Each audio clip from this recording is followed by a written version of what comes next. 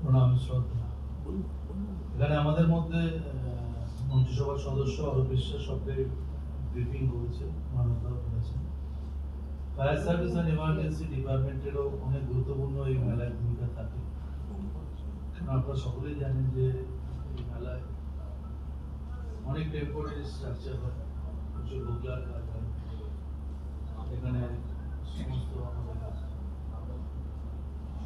যারা আসেন পুণ্যার্থীরা তারা থাকার ব্যবস্থা দেয়। আমরা এবারে আপনারা জানেন যে 11 থেকে 14টা টেম্পোরারি ফায়ার স্টেশন আমাদের রুদ্রনগর ফায়ার স্টেশন 3 বছর ধরে হয়েছে। তারপরে টেম্পোরারি ফায়ার স্টেশন অন্যবার 11টা বছর ধরে 14টা আছে। এই 14টা বিভিন্ন জায়গায় আপনারা জানেন মেলা গ্রাউন্ড যেটা আছে তার মধ্যে 9টা আছে। আউটসাইড মেলা গ্রাউন্ড আরো 5টা আমরা করেছি, যেখানে বেনুমন এবং চিমাগায় এই 14টা ফায়ার স্টেশন আমাদের এখানে আছে। এছাড়া হাইড্রেন্ট পয়েন্ট যেখান থেকে আমরা জল নেওয়ার ব্যবস্থা করি, প্রায় এবারে 272টা হাইড্রেন্ট আমরা তৈরি করেছি এবং অন্যবারের থেকে 30টা প্রায় অতিরিক্ত আমরা এখানে করেছি।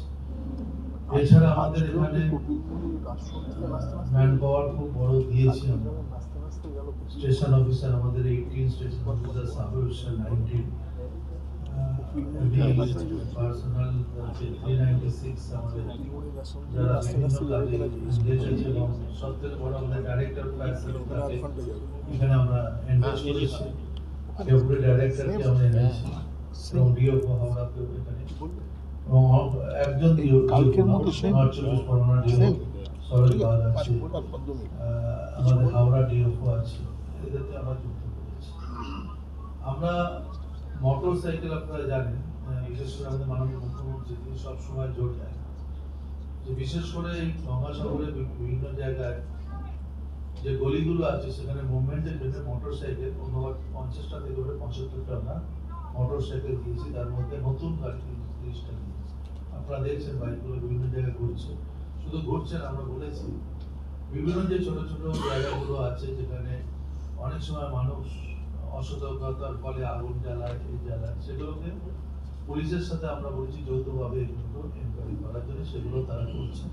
গতকালও 2-1টা জায়গা থেকে তাদেরকে বুঝিয়ে বলা হয়েছে যে এগুলো আপনারা করবেন না, এটা ক্ষতি হতে পারে, এগুলো করা হচ্ছে।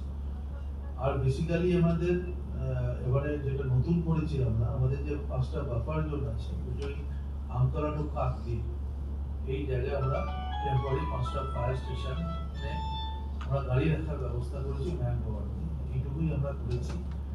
আর আমরা নিজেরা নজরে, আমি নিজেও থাকছি, নজরে আছি। তো আমরা কাকদ্বীপে বিভিন্ন সময় আমার সঙ্গে এমআইসি রতিন বসু ছিলেন, বিভিন্ন জায়গাগুলো আমরা দেখেছি, বিভিন্ন যে জায়গাগুলো জেটিগুলো আছে সেগুলো আমরা মানুষরা এসেছিলেন, অঙ্গীকার করে এসেছিলেন, আমরা এগুলো পেয়েছি। আমরা আছি সবাই মিলেই মেলাটাকে চেষ্টা করছি যাতে সুস্থ সুন্দরভাবে মেলাটা সম্পন্ন হয়।